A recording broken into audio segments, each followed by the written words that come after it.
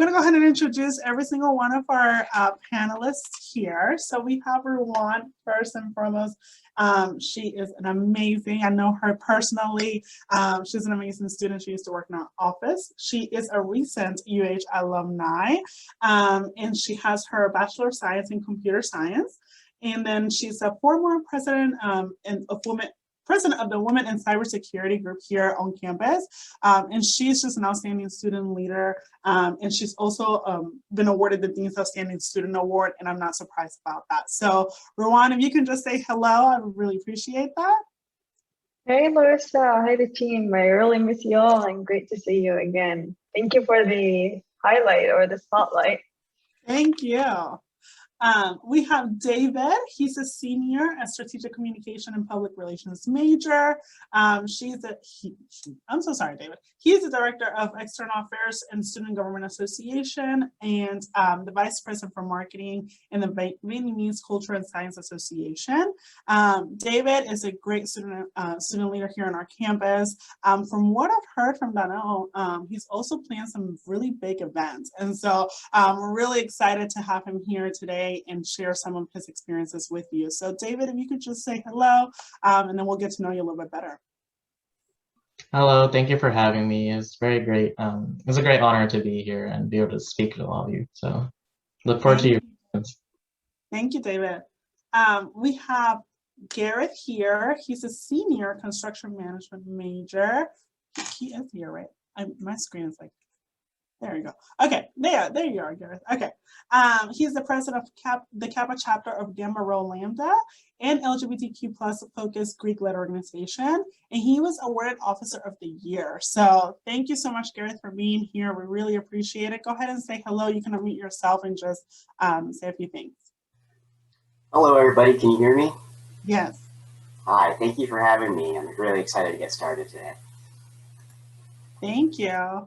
And for those of you who have to jump off, thank you so much for being here. Really appreciate it. Make sure that you look back at the recording and that way you can get all this good information. Alrighty, Anne Clark, she's a junior human resource management major here. And she transferred with, she got the scholarship for Transfer of Excellence Academic Scholarship, and she was also on the Dean's List in spring 2021. Which was a hard year. So you know what? Congratulations on that, because that was a hard year. I was pretty proud of it. It ended up being a 4.0 for last semester. So that is an accomplishment. So I'm gonna give you kudos to that, because that is a big accomplishment. Go ahead and say hello. Hi, everybody. Thank you very much for inviting me and having me participate. I'm really looking forward to sharing my views and answering any kind of questions I can answer. Thank you, Donnell. I really want to highlight this piece. David, I'm going to go right back to you real quick. He planned the Houston's first Vietnamese Cultural Festival at NRG. And fun fact, I actually attended. I have proof that I attended that event. Okay, I have a picture here in my office. And it was so good. It was 700 attendees, 60 sponsorships. It was a huge event, and I was part of it. It was amazing. So David, I want to make sure I spotlight that, because that's a pretty cool event. And last but certainly not least, I'm a little biased. Hi, Alyssa. She also works in the office. She's a junior communications science and disorders major here at U of H. She is one of our career fair liaisons. So if you are attending a career fair, you're probably going to talk to her. So she is an amazing student leader here. She's a club camp co-chair, and she represented the UH in a National Fox Media Communication Forum. So Alyssa, say hello. So happy to have you. Hi, everyone. I'm so excited to be here for another year. I'm happy to answer any questions that you have. And thank you so much to the UCS office for hosting this event. Thank you, Alyssa. All right, so we had already a couple questions in the group, so I'm going to go ahead and just go in order and start asking that. If I skip something, just someone stop me and say, Larissa, you skipped me. But I'm going to go ahead and ask the question. Students, you guys have 2 to 3 minutes each to kind of answer, and I'll ask 2 of you, okay? So we'll start with Ruwan. When at an in-person career fair, do you like to see recruiters in polos and jeans or in full suits? That's actually a good question. That is a good question. Honestly, I never thought about that. But I think when the recruiters were more business casual, it's less intimidating for students. So kind of like you can just pretty much chat about something casual, it just I would say it's less intimidating, but both are good. Where if it's a business professional, it's like, wait, there's like that minute of pause where like, how do I start this conversation? But both are good.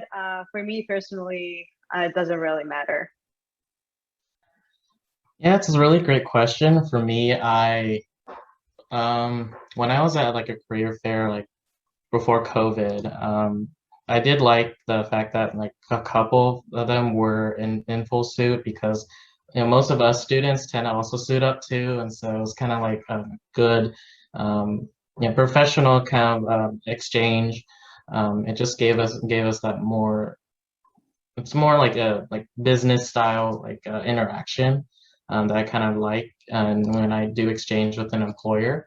Um, but also I do agree with if they're with Rowan with the fact that if they are in a polo and jeans, and it's very casual and very easy to approach because it is sometimes intimidating to approach someone who's very fully dressed. But I would say it's also good practice if a student is approaching someone who looks very professional, because they too will also be very dressed professionally too. So.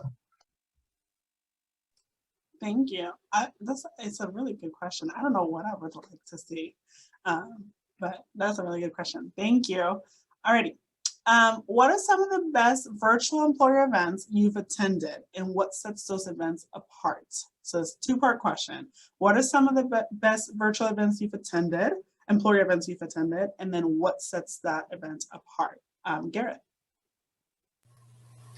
For me, I haven't attended too many virtual employer events, but I think it was last year there was a College of Technology fair through Handshake.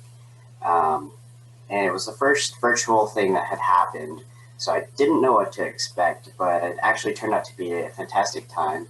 I think what set it apart was that they had us in rooms with the employers, and we were able to schedule time one-on-one and group session with them.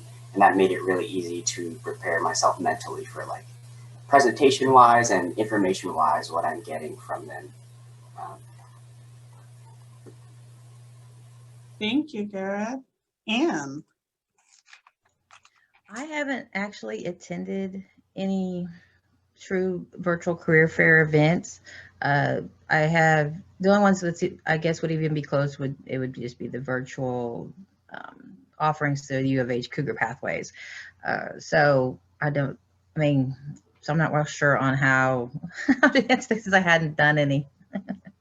Not a problem. So Anne, what would you like to see? Like if you had an employer event that you attended, what would be something that would kind of catch your attention? Would it be something like the groups, or I don't know, any icebreakers or something? What would you think it would be like, oh, that was a good employer event virtually?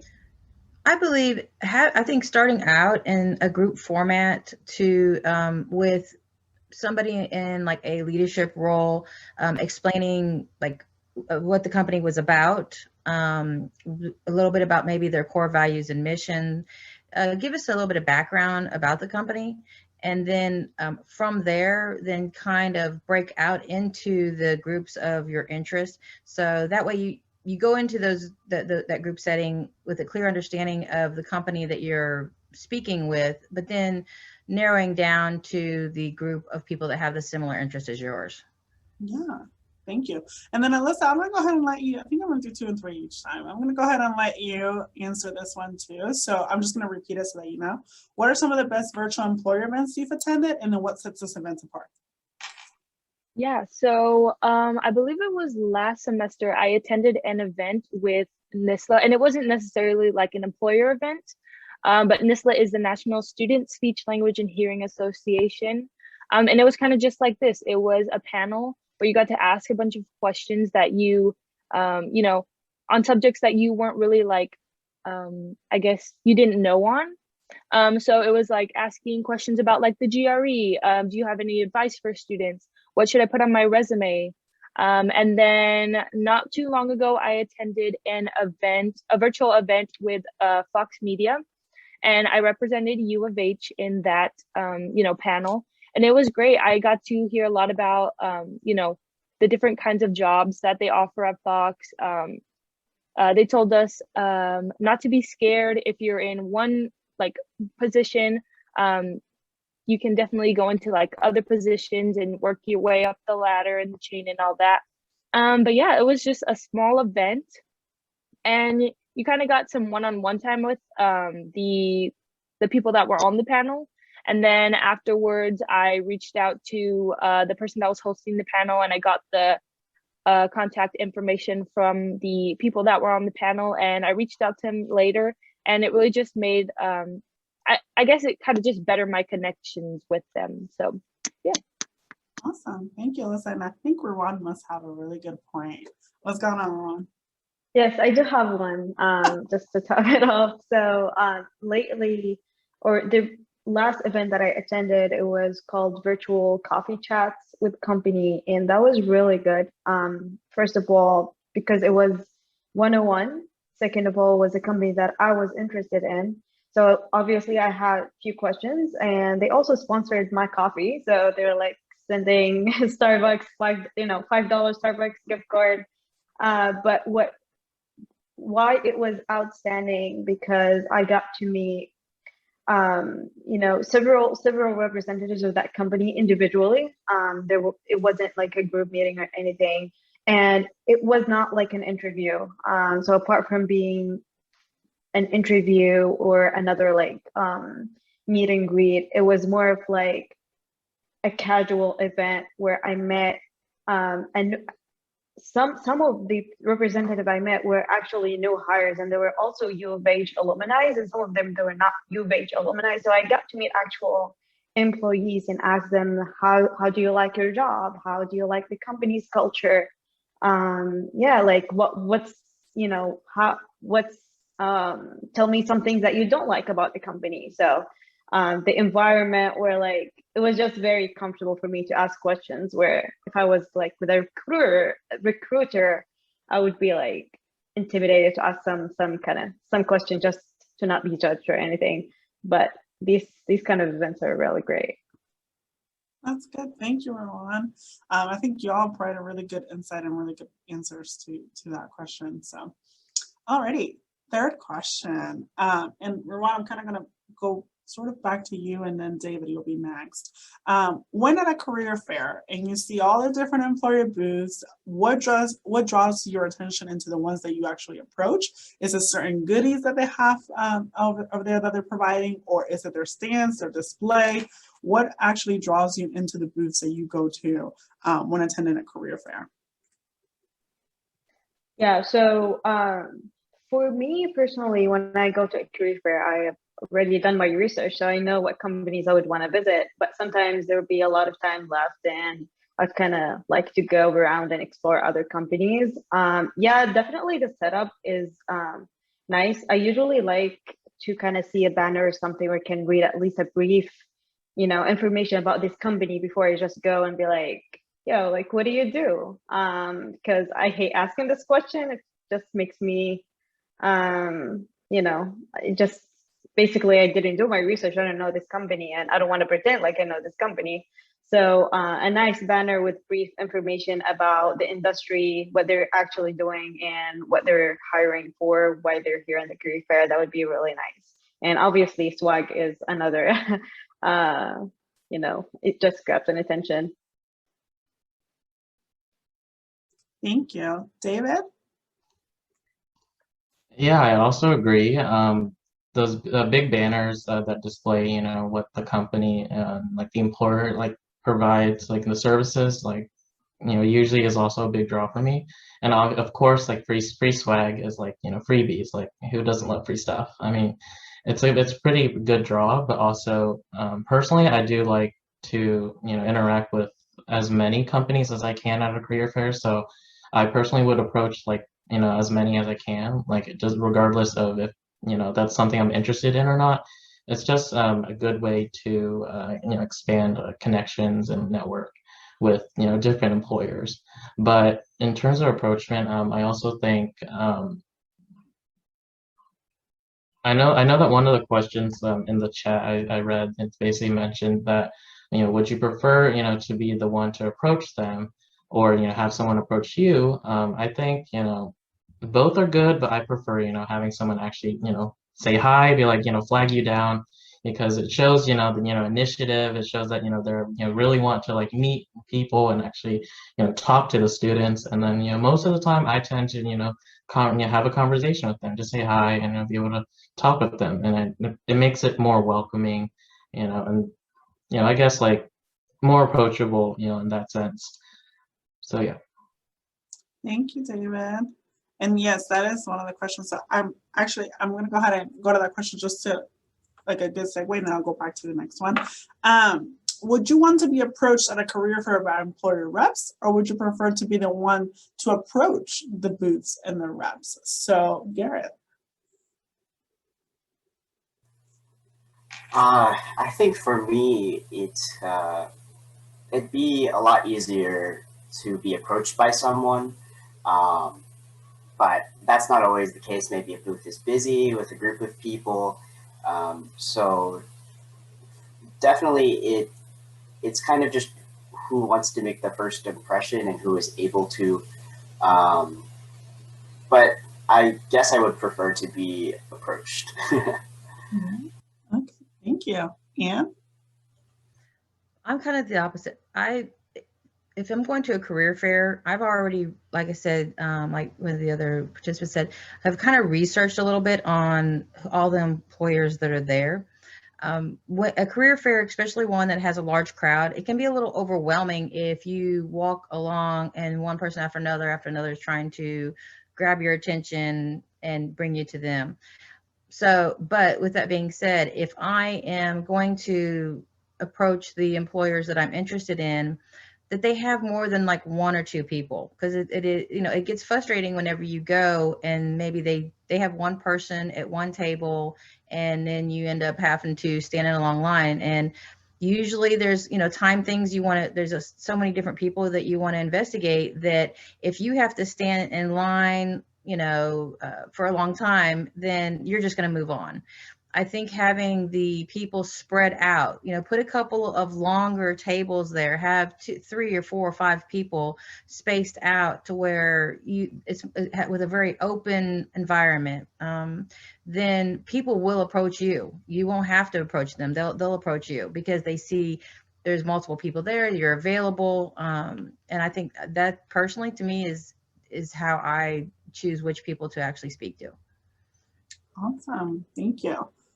Okay, Alyssa, new question. Is there any cool swag items that you like to receive? Something cool and unusual that you keep rather than throwing away? Yes, I would have to say, I'm not really like a swag bag kind of girl, just because like that stuff, like a lot of the times I just end up using it for a little while and then I just throw it away.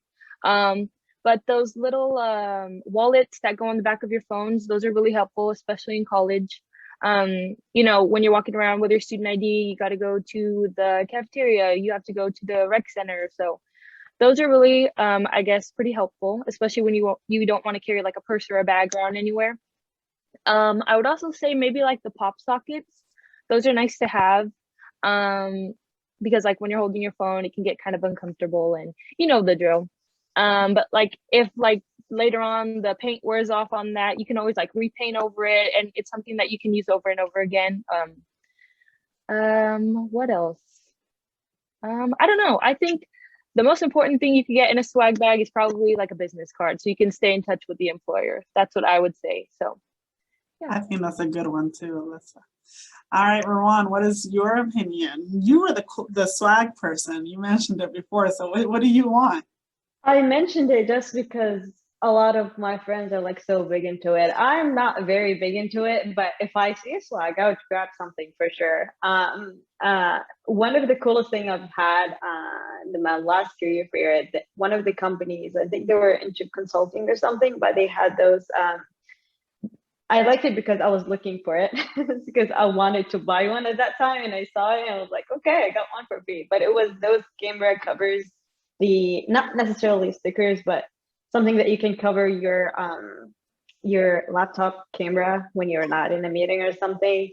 And it's good, you know, for security if you're into security. But this was great, you know, t-shirts, stuff for like office supplies are good, like sticky notes with your branding on it. But I totally agree with Alyssa that having a point of contact, like a business card or something, is really important if you want to be contacted. Because a lot of times it's just walk away and I forget to ask the employers for their email or something to reach out to them. Alyssa, you have something else to add? Yeah, I have, I guess a little tip, if you will, for you guys. So like I said, in my opinion, swag bags aren't personally like something that I look forward, or not like that I look forward to, but like something that I'll like attend your event just for the swag bag kind of thing. So maybe, you know, instead of swag bags, you guys can hold like 4 different or 3, like 4 events. And if students attend 3 of them, then you can raffle off like a gift, maybe like something that students need, like headphones or like Starbucks gift cards, Amazon gift cards, things that college students like need to use to buy things. Or like I said, like maybe like wireless headphones. That's something that you guys might want to invest in to get students to attend your events. So just wanted to throw that out there. There was like a follow-up question, and I'm gonna let David and Gareth sort of answer this one. But what about virtual business cards? Are those more useful for students these days than paper business cards? That's a really good question. For me, I've never actually received a virtual business card ever. Most of the time I've been to a career fair, I always like those paper ones because I do like to, I don't know if this is, I still like, it's kind of like the Rolodex back in like the 90s. And like, you know, I still keep track of like all the business cards, and it's also good to like, you know, have a physical copy of it. But I'm not too sure, like for me, like in terms of like the virtual business card, but I would say maybe both, like still keep like the paper ones. And Gareth, what is your opinion? Yeah, just to follow up with what David expressed, I agree. I think both are kind of the way things need to, because I really do like the paper, but I know a lot of students, maybe they just want a QR code. Similar to David, I've never actually seen a virtual business card, but I think if maybe some real estate on paper had like the LinkedIn that everyone is expressing to, but a QR code helps with me because then it's just on my phone and I can bookmark wherever it goes. That's a good idea. Thank you. And there's some little comments in the chat, maybe sending a LinkedIn profile, that might be a good idea too, so that way you guys can connect. So yeah, that would be awesome. Alrighty. I was gonna make one other quick comment real quick on the business cards. Yeah. Is what I do is if you're making the business cards to hand out, make them really clear and concise and with large font. Because what I do is I actually take pictures of the paper cards and then I save them in my camera. So if the font is really small, then when you take the picture, you can't. So something that's really clear that just has like, you know, your name, your email, your LinkedIn account, whatever. So when you take a picture of it, you can see it in the camera. Yeah, that's a great idea too. Yeah. And I'm reaching my last question. So if anybody has any other questions, feel free to put it in the group chat. If not, I have some surprise questions. But let's see. Actually, Anne, you're going to be the next one to answer this one. What are some of the best sources or channels that you have heard of companies using outside career fairs? Example, word of mouth, student clubs, class workshops. Like, what are some other ways that you've heard of companies kind of connecting with students outside of career fairs? And I hope I said that, I said it correctly. If I didn't ask that correctly, please, whoever asked it, correct me. But I think that's what they meant. Yeah, I saw that question. It looks like they're wanting to know how are you finding, basically how are the students finding the employers? I think that a couple of things. One is, YouTube videos are really informative nowadays. Personally, how I do it is if I'm looking for an employer, I'm going to do a Google search, and I'm going to look at job board reviews. So employers always make sure, there's always going to be people that post a negative review, but the employers that respond to those reviews, I think, are at a higher level. Those are going to be the ones that I want to go work for. Then from those Google searches and those job board reviews, a lot of them will have links to a YouTube video, and then you can watch it, and you can watch YouTube videos and see the company culture, the history, how was that company founded, the day in the life of a salesperson, a day in the life, all of that. And I don't think it's just me. I think it's a lot of students. Since we spend so much time on our phones, review those, and you can really get a good feel of the company culture from a lot of those videos. And from there, that I think outside of career fairs, that is it. Not so much the social media, but it's mainly the YouTube videos and even blogs. Blogs are also a really, really good way. Thank you, Anne. Alyssa. Yeah, I think for me, I have like a little, I guess like what's it called? Like I get a lot of information from my job position. So I am a class liaison.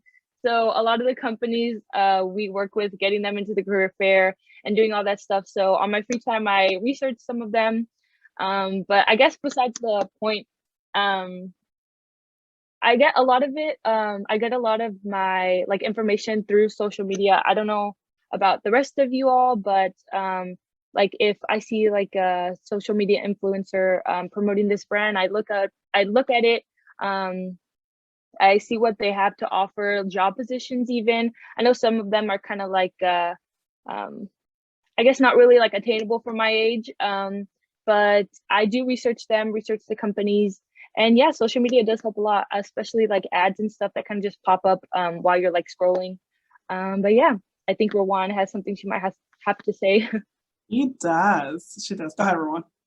I do. So I have 3 types of events that I absolutely like after outside of career fairs. One of them is specifically for technology and computer science, and the other ones is like general for everyone. So the coolest events I've attended with one of the big firms here in Houston was they basically invited, it was specifically for women, but they basically invited all the women to attend an event that is hosted at their location. And there were students from different universities here in Texas. And they hosted a panel from the panel speakers were actually from that company. They were leads in that company. So this was absolutely one of the really, really coolest events that I attended. And I just learned a lot about the firm. I learned I learned a lot about being a leader, a female leader, and it was just great. The second one, I'm trying to collect my thoughts now. The second event was a tour, like a facility tour, which they hosted at their location. It's another company. And I thought that was also cool because they toured us around the whole facility. We saw the different departments. We saw their, how they run their operations. We also got to meet people. And the third one, it was with a different company, and what they did, that's the computer science kind of specific. It wasn't a recruiting event. It was more of like building relationship with students, but also it was kind of like a workshop. So they talked about one of the technologies they use and what it's like to kind of work in that role. And they basically gave a workshop, and that was great. Thank you, Rowan.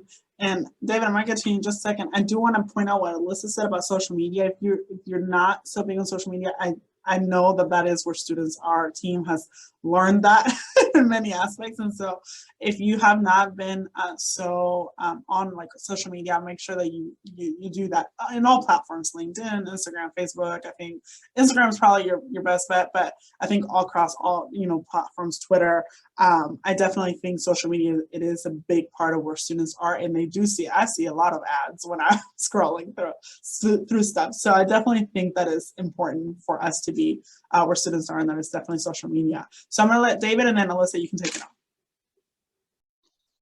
Yeah, I just have a couple other things I wanted to add. So how I also hear from like companies outside of career fairs is through my college and also my classes as well. Like I know for me specifically with the School of Communication, there's always this, I think, bi-weekly email that they have like job postings from different companies, hospitals, and other groups. They would post, internships or even job offerings on their email. That's always sent out. And I think, those employers would reach out to the college to just, be posted onto that listing. And I do find a lot of pretty cool job postings on there. Also, I think student organizations is a very good way to also be able to reach out and interact with the students, and also, advertise your postings. I know with Bauer, there's a lot of student organizations. There's also with the class, there's also like PR. For me, I'm a PR major, and there's like a PR association where they also bring in employers to speak to students and also interact with us. And so I think a good tool is like, Get Involved, the Get Involved website, and you're able to look up whatever student organization that you would like to, send an email and contact and speak at, and also meet the students. There's also those pertaining to majors that could potentially be, some of your students who join your company and work for you. And so I think that's a really good tool, like Get Involved, to reach out to the student organizations, because especially with in-person this fall, like there's going to be a lot of opportunities for you to, take to these organization meetings. Thank you, David. That was great feedback. Thank you. Alyssa? Yeah, I just wanted to kind of touch back on what you said about social media. I think it's really, really important for every company to have a social media page, whether that be like Twitter, Instagram, LinkedIn, especially like Instagram if you want to attract like the younger crowd and college students. I know on Instagram they have features like Reels that you can post now. You can post like a short informational video about your company, or the job positions that you're hiring for, the people that you guys are seeking. I think that's really, really, really important.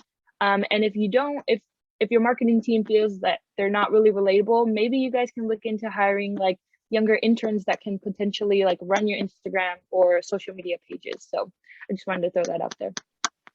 Yes, thank you, Alyssa. And then if you're wanting to hire the market interns, make sure you post too in Cougar Pathway. Just throwing that out there. But yes, and then one thing that David kind of touched on was the newsletters, and our office does those too. So if you ever have jobs that you're like, Larissa, I really need this job to be highlighted, just tell me. Tell Donnell, tell Caitlin, and we'll put it in our newsletters as well. We send them bi-weekly to students, and really when we send them, we just kind of look at the list of jobs in a certain time frame, right, in those 2 weeks, and we select different jobs. I personally just kind of look and I'm like, okay, this job looks good, this has a good job description, it's a good company. I just kind of look at different things and I choose jobs, and all of us do that. And so if you have a job that you really want highlighted, just email any of us and say, hey, I want my job highlighted for the next newsletter, can you put it in? And we'll do that for you. Okay, so, and let's see. We have one other question. What attracts you to a company? What is the most important when choosing an employer? And I'm gonna let Gareth, I think I haven't heard from Gareth in a while. So Gareth, go ahead and tell us what attracts you to an employer and kind of what makes you want to choose them. So for me, it kind of goes with a little bit of the last question and how they reach out to us. For me, a big thing is, like, as a person, and maybe not as like an upcoming professional, I want to relate to people who can understand me, who relate to me, and for work for a company who cares about the individuals, and not so much, and combine that too with the skills that maybe they provide or I can bring to the table.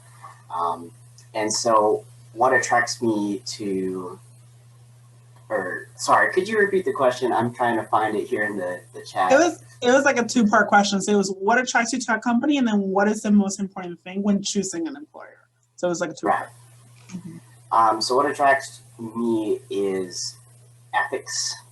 For construction companies especially, I think in seeing like the work that they do with the people and the communities that they build with, or any company, it's what would make me want to be excited to apply for something maybe local in Houston that knows U of H, that knows like the community that I'm already in, as opposed to maybe a really, really big firm out of state that I don't really know. So I think it goes with the connections too. Like if we've built a relationship, then that's where I'd want to go. Thank you, Gareth. All right, was that the last question on the chat? I want to make sure. Oh, Rowan, go ahead. Yeah, I definitely agree with what Gareth said. I really like that he mentioned that companies should care about the individuals.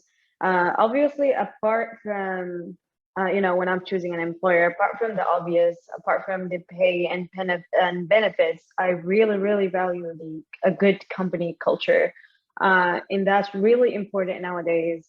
And what I mean by that is basically knowing that I'm not going to be left alone doing my job, and I will be provided with a safe environment where if I, mess up with something, I feel safe to kind of express and say, well, I did this, how can I fix it? Or I feel safe to ask questions, or I ask for help. That's really important. And from my past experience and my advice for all the companies to really invest in, mentorship or career coaching programs for their employers, because these are really, really important. At least having someone to talk to that is outside of your team, someone who, when you're overwhelmed, you kind of just go and chat with them, and even chat with them about your career goals and where you want to head to. And something else that's really important is being transparent from day one, literally, like from day one when you're interacting with a student, whether it's a career fair, whether it's a virtual meet and greet, whatever that event is, being transparent with the recruiting process. If somebody asks you, what the next steps are, instead of being like, we're gonna email you something, I would really put some efforts beforehand into kind of knowing what the next steps are, and tell student that, hey, these are the next steps. We're gonna reach out to you and do that. As I said, being transparent with not only the recruiting process, but also the roles, responsibilities, and what the company is willing to offer. Thank you, Rowan. Alyssa. Oh, sorry. I just really quickly wanted to say this. One thing that I think is really important and that attracts me to a company is the diversity and inclusion. Are there minority leads? Are there like members of the LGBTQ plus community? Do they have trainings on diversity and inclusion? Excuse me. I think those are really important things. And I think if a company like that, if I were to choose between a company like that and a company that were far different and, male leads, the stereotypical kind of job positions that we have nowadays, if I had to choose between those two, I would definitely choose one that's more inclusive when it comes to, race, gender, stuff like that. So I just wanted to add that in there. Thank you, Alyssa. And I'm going to go ahead and ask one. I think I asked all the questions. I answered all the questions on the group chat, but I want to ask one last question, and I'm going to ask every panelist to answer this. It's a very, very tough question. I'm just kidding. Okay, so given that we are, we're still going through the COVID pandemic, but we're kind of moving, into a better days, you can say. And so I kind of wanted to know, what are your thoughts on how the job should be now? So should it be remote completely? Should it be in person? Should it be a little bit of both? Should employers kind of change, how things have been? Because now we've been remote for so long for some of us. So what are your thoughts as you're kind of going into the workforce, or you're going to go into the workforce? What are your expectations of the workplace and the time that you have to be in the workplace? Like, is it 5 days of work, maybe 4 days of work in a 3-day weekend, or maybe we do half days here and virtual time here? So kind of what are your thoughts on virtual versus in-person work moving forward, now that we're kind of seeing a little bit of the light after the COVID-19 pandemic? And we can start with Rowan. We'll go down the list. What does that mean? Okay, so for me personally, it really depends on the job.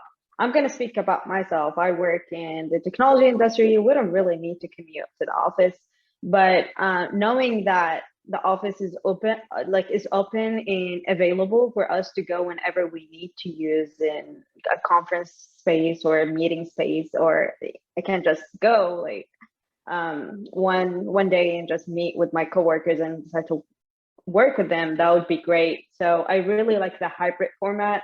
I don't necessarily have a specific on how many days I should commute, and I wouldn't really prefer for it to be kind of specific.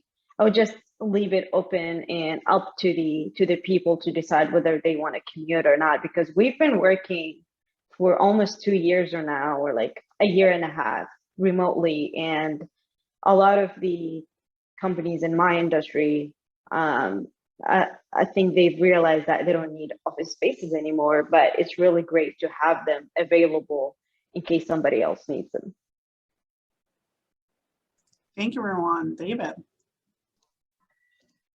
Yeah, so for me, I, knowing that, we're, reopening the state, and like things are hopefully, I don't want to jinx it, but like going back to normal again. And, I think for me, like, with the past year and a half, I've done a couple of like virtual remote like work and, a couple of virtual internships, and I do prefer, the in-person office experience. Because for me, when I'm looking for an experience, like either a job or an internship, I prefer the team collaborative atmosphere, the environment just to be in, to be able to work, in person, one-on-one, or just as a team, collective team, discussing things in person together, at either conference room or like, just working on things together. I just like that atmosphere better, and I'm able to, if we need something from each other, they're right there. We can like talk and collaborate and like discuss easily, versus going through the virtual aspect. It was very difficult, trying to communicate with one another. I know, despite us trying to adapt and like doing the best we can, but like I would still prefer, at least having the office space, the opportunity just to be with my teammates in person. But of course, it depends on, the different company policies and like, how COVID and like whatever they deal with in terms of the health guidelines. But I would like to see, hopefully in the, the future with future position and job offers and positions, like I would like to, have the opportunity to, be able to go into office, work and meet with people, and also just have that atmosphere. Gareth. I think this is a really good question, and it's a big one because we have been in this position for so long now. For me, I think I'm a fan of the 4-day work week just because the nature of construction work has to be in person. It's really collaborative, and as valuable as the experiences we have, just like this, through virtual means, I think it's really important to see one another and work together in person. But that being said, it brings back the long commutes for me. And not the convenience of hopping on the computer in the morning but I think it's important to take the lessons that we've learned through the virtual mediums and apply them to being in person again. Just as an example, I know my brother works long hours just because he can't separate the homework from being at home. And that's really detrimental to your mental state and your happiness as a worker and as a being. And so it's tough. I don't know where it will go, but I'm excited for us to step back into in person, this more mindful presence. Thank you, Gareth. Thank you so much for that feedback. Anne. I think that kind of a hybrid model works. And what I mean by that is I believe it's really important to have in-person time together with your teammates and your coworkers. With that being said, I think that given the opportunity to work remotely also is very beneficial. You know, I personally like employers that have a good work-life balance, and having that hybrid model allows you the flexibility to kind of create that own balance in your own, in your own selves. But with that, I also believe for that to work, I think there has to be a very clear communication channels. Personally, I've worked at companies that we had worked remote and in the office. We use the internal messaging system Slack. So even though we may be at home, there was not a lack of communication between our own department or other departments. With that being said, we had to go in at least twice a week. We went in for meetings. We'd have departmental meetings, and then we would have more higher level meetings. So I think a hybrid, kind of a hybrid, both in person and remote, works really well. As long as, you gauge and kind of assess the productivity of that person. So yeah, I think they both can work. Thank you, Anne. And last but certainly not least, Alyssa. Yeah, I would definitely have to agree with Anne and Rowan on this situation. I know that it's really important to be there and be present and collaborate with your coworkers, in person. But I do think it would be beneficial to have the option to be virtual and remote, like if you wish to do so. Yeah, I think we've kind of really learned a lot about technology over the past year and a half that we've been doing this. And I feel like for some people it's beneficial. And if that's something that they wish to do, I think they should have the option to do it if they want to. So yeah. Thank you, Alyssa. And thank you to everybody. Really, truly appreciate the questions you asked. Thank you to our panelists for answering all those questions. You guys are great. Thank you so much. You are more than welcome to stay on, panelists. We have a few more minutes, or you can hop off. It's completely up to you. But thank you so much for being here and being part of our panel. We truly appreciate it. So, and I'm going to turn it over to Ms. Donnell that's going to close us out. All righty. Well, I would like to second that thank you to our panelists. I cannot say enough good things about these students. I've gotten to visit with all of them in the past couple of days. In fact, Anne and I were on the phone last night and had a great conversation about the workplace, and I appreciate, every one of you and the perspective that you bring, and just impressed with all of the things, the awards and accolades you've all gotten. So thank you so much for being here. Alyssa, near and dear to my heart. That's my girl. She works with me. We have been online and on Zoom meetings and team meetings a bunch in the past year. So, and David, thank you for representing our student government. I really am pleased to that you are able to take the time and come and join us, and all the things that you've done, and the internship in DC, and just impressive. So thank you guys so much. So with that, I got just a few final remarks. One thing I would ask you to do, this is very, very important, just to get your feedback. And I will say this is super important to me. So if you would do me a huge favor, because I really would like to take this event and do some presentations at some conferences and share this with other universities, and maybe it's something they can implement. So if you would give me your honest feedback, we have a link in the chat. That is, there's just a few questions on our evaluation form. If you would take a minute right now to please do that, because I know sometimes we leave an event and we forget. And I absolutely would appreciate, again, honest feedback. It is anonymous. If you would click on that link and fill it out, I would greatly, greatly appreciate it. So please do that. Please, please, please, for me. Thank you. And just a few things, just a reminder, Cougar Pathway. Cougar Pathway is your key to everything. That's how you get your jobs out to our students. That is how we can push them to other college career centers. We can help promote. So we look forward to doing that for you.